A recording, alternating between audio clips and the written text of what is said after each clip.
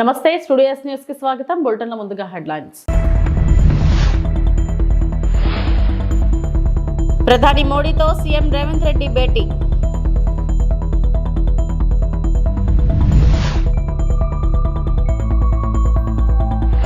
మంగళగిరిలో కాంగ్రెస్ నేత వి హనుమంతరావుతో పవన్ కళ్యాణ్ భేటీ.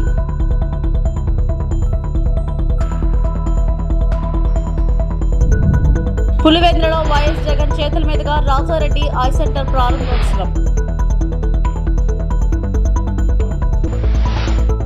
మహాశివరాత్రి పర్వదినాన్ని పురస్కరించుకుని తిరుపతి జిల్లా శ్రీకాళహస్తీశ్వర ఆలయాన్ని శోభాయమానంగా అలంకరించారు. ప్రభుత్వం తరపున స్వామివారికి మంత్రి ఆనం రామనారాయణ రెడ్డి పట్టు వస్త్రాలను సమర్పించారు. వేద పండితుల మంత్రోచ్చరణలతో శాస్త్రోక్తంగా శ్రీ వాయులింగేశ్వర స్వామి సమేత శ్రీ జ్ఞాన ప్రసూనాంబికా దేవికి దేవాదాయ శాఖ commissioner Ramachandra, MLA Bojjala Sudheer Reddy, collector వెంకటేశ్వర్తో కలిసి సారె అందజేశారు. ఎలాంటి అవాంఛనీయ ఘటనలు జరగకుండా మహాశివరాత్రి బ్రహ్మోత్సవాలను వైభవంగా నిర్వహిస్తామని మంత్రి తెలిపారు. జ్ఞాన ప్రసూనాంబ సమేత కాళహస్తీశ్వరాయ స్వామిని దర్శించి ప్రభుత్వ లాంఛనాలతో గౌరవ ముఖ్యమంత్రి శ్రీ చంద్రబాబు నాయుడు గారి యొక్క ఆదేశాల మేరకు పట్టు వస్త్రాలు నేను, నాతోటి సోదర శాసనసభ్యులు సుధీర్ రెడ్డి గారు, అలాగే జిల్లా కలెక్టర్ గారు, దేవాదాయ శాఖ కమిషనర్ గారు, ఈఓ గారు, ఎన్డీఏ కూటమి నాయకులు అందరం కలిసి ఈరోజు పెద్ద ఎత్తున ఇక్కడికి వచ్చి స్వామివారి అమ్మవారి కటాక్షం కోరుకోవడం జరిగింది. వారికి పట్టు వస్త్రాలు సమర్పించుకోవడం. ఇది ప్రభుత్వ లాంఛనాల మేరకు జరిగిన కార్యక్రమం. ఇది జరిగే ముందే నేను, రెవెన్యూ మంత్రి గారు, స్థానిక శాసనసభ్యులు, జిల్లా కలెక్టర్ గారు, ఎస్పీ గారు అందరం కలిసి ఇక్కడ సమీక్షించుకోవడం జరిగింది. మహాశివరాత్రి పర్వదినాన్ని అత్యంత వైభవోపేతంగా జరపాలి అని చెప్పి గౌరవ ముఖ్యమంత్రి గారు ఇచ్చిన ఆదేశాలని తూచా తప్పకుండా పాటించాలి అని చెప్పి ఆ రోజే నిర్ణయించుకొని ఆదేశాలు ఇచ్చాం. ఆ ఆదేశాల మేరకు ఇవాళ పని జరుగుతుంది. ఇప్పటికే దాదాపు ఈ సమయానికి పూర్తయ్యేటప్పటికీ దాదాపుగా 21వ తారీఖు నుంచి 5 రోజుల పాటు 1,00,000 మంది భక్తుల పైన స్వామివారిని, అమ్మవారిని వీక్షించడం జరిగింది. వారందరినీ కూడా అన్ని విధాల సమగ్రంగా పూర్తి స్థాయి సంపూర్ణంగా వాళ్ళు స్వామివార్ల యొక్క దీవెనలు పొందే విధంగా ఏర్పాట్లు చేయడం జరిగింది. అలాగే ప్రతి భక్తుడికి స్వామివారి దర్శనం చేసుకునేటువంటి ప్రతి ఒక్కరికి ఒక లడ్డూ ప్రసాదాన్ని ఉచితంగా పంపిణీ చేయడానికి నిర్ణయించుకున్నాం. నిర్ణయించిన మేరకు ఆలయ పాలక వర్గం, ఇవాళ ఉన్నటువంటి అధికార యంత్రాంగం, శాసనసభ్యుని యొక్క నాయకత్వంలో లడ్డూ ప్రసాదాన్ని పంపిణీ చేయడం జరుగుతూ ఉంది. 50 రూపాయలు క్యూ లైన్ గతంలో ఉండేది. ఇప్పుడు ఆ క్యూ లైన్ కూడా తీసివేసి దాన్ని కూడా ఉచిత క్యూ లైన్ కిందనే కన్వర్ట్ చేయడం జరిగింది. ఎక్కువ మంది సామాన్య భక్తులకి అవకాశం ఇవ్వాలి అనే ఉద్దేశంతో ఈ క్యూ లైన్లలో కొంత మార్పు చేసి సామాన్య భక్తులకి ఎక్కువ ఇవాళ ఇవ్వడం జరుగుతుంది. అలాగే 27వ తారీఖు రేపు మహాశివరాత్రి, లింగోద్భవం తర్వాత 27వ తారీఖున స్థానికులకు, వచ్చేటువంటి అందరి భక్తులకు కూడా ఉచిత దర్శనమే ఉండాలి అని చెప్పి అధికారులకు సూచించాం. వాళ్ళు ఆ విధంగా ఏర్పాట్లు చేస్తూ ఉన్నారు. అలాగే ఈ జరిగినన్ని రోజులు 21వ తారీఖు నుంచి 27వ తారీఖు వరకు ఉచిత క్యూ లైన్లు ఉన్నాయి. అలాగే టికెట్ కలెక్షన్లో కొన్న క్యూ లైన్లు ఉన్నాయి. వీటన్నిటినీ కూడా ప్రధాని నరేంద్ర మోడీతో కీలకమైన సమావేశం కోసం తెలంగాణ ముఖ్యమంత్రి రేవంత్ రెడ్డి ఢిల్లీలోని తన నివాసం నుండి బయలుదేరారు. ప్రధానమంత్రి నివాసంలో జరగనున్న ఈ చర్చలో రాష్ట్ర మంత్రి డి శ్రీధర్ బాబు కూడా పాల్గొంటారు. ప్రధాని నివాసానికి బయలుదేరిన సీఎం రేవంత్ రెడ్డి इस गाड़ी में ना तो ये वाला ये आगे वाली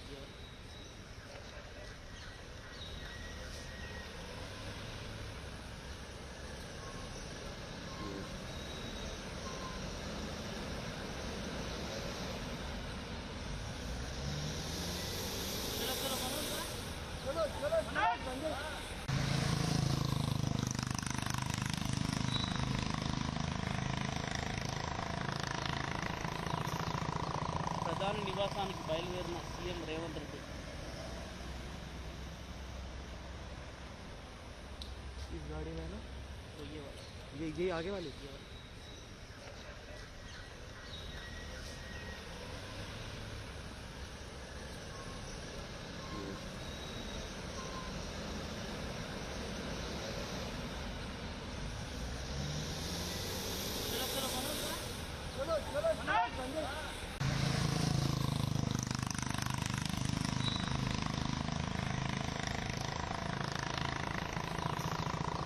ప్రధాని నివాసానికి బయలుదేరిన సీఎం రేవంత్ రెడ్డి इस गाड़ी में ना तो ये वाला ये आगे वाली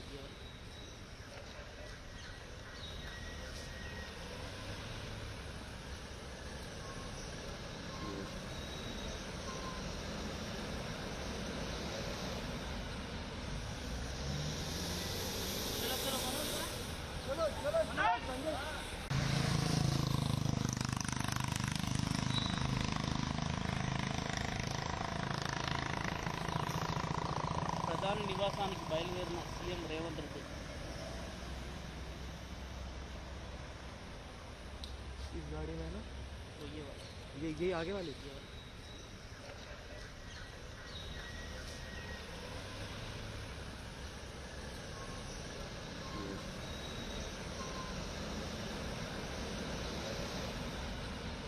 ఆంధ్రప్రదేశ్ ఉప ముఖ్యమంత్రి పవన్ కళ్యాణ్ మంగళగిరిలోని క్యాంప్ కార్యాలయంలో కాంగ్రెస్ నాయకుడు వి హనుమంతరావుతో సమావేశమయ్యారు. ఈ సమావేశంలో ముఖ్యమైన రాజకీయ చర్చలు జరిగే అవకాశం ఉంది.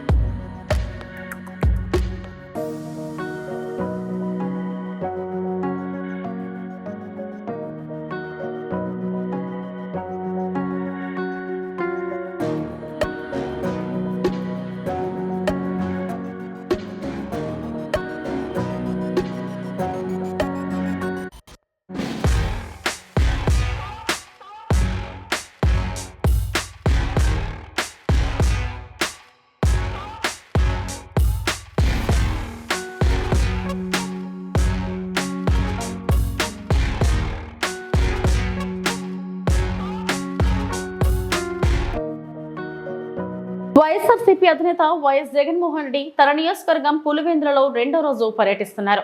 ఈ సందర్భంగా వైఎస్ రాజారెడ్డి కంటి ఆసుపత్రిని ఆయన ప్రారంభించారు.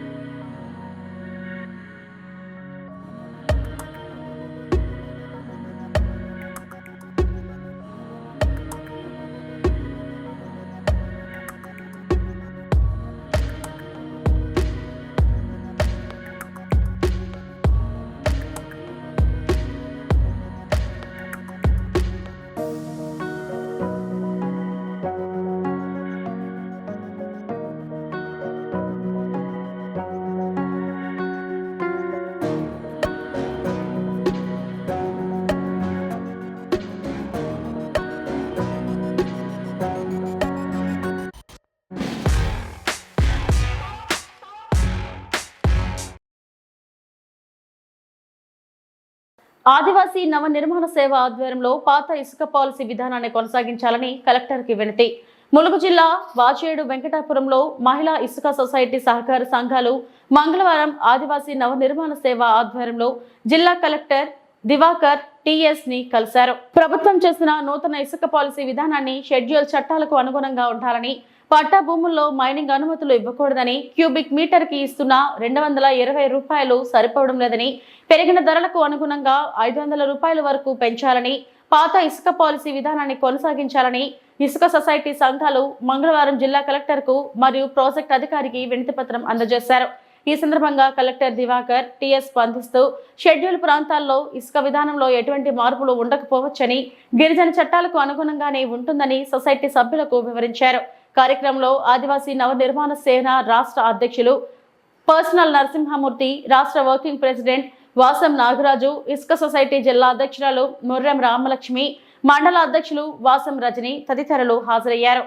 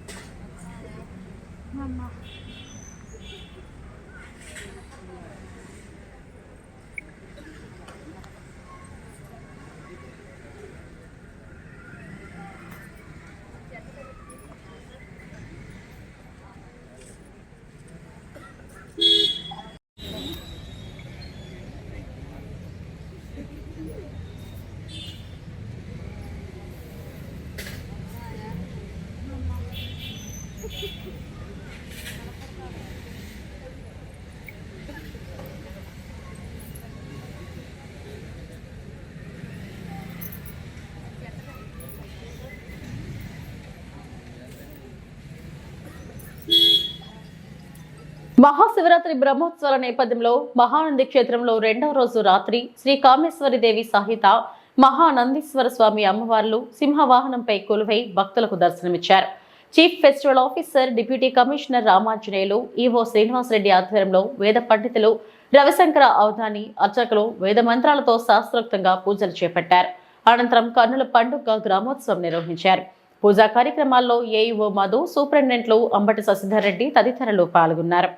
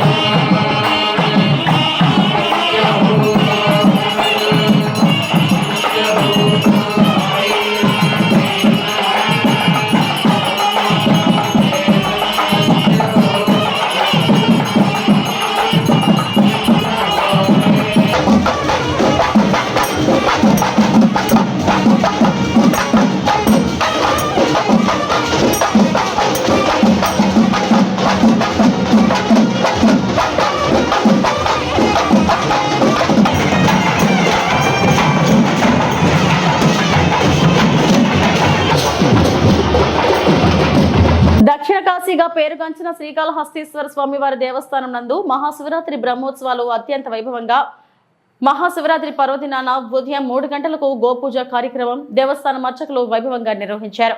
అనంతరం శ్రీ జ్ఞాన ప్రసూనాంబ సమేత శ్రీకాళహస్తీశ్వర స్వామివారిని భక్తులు అధిక సంఖ్యలో దర్శించుకున్నారు.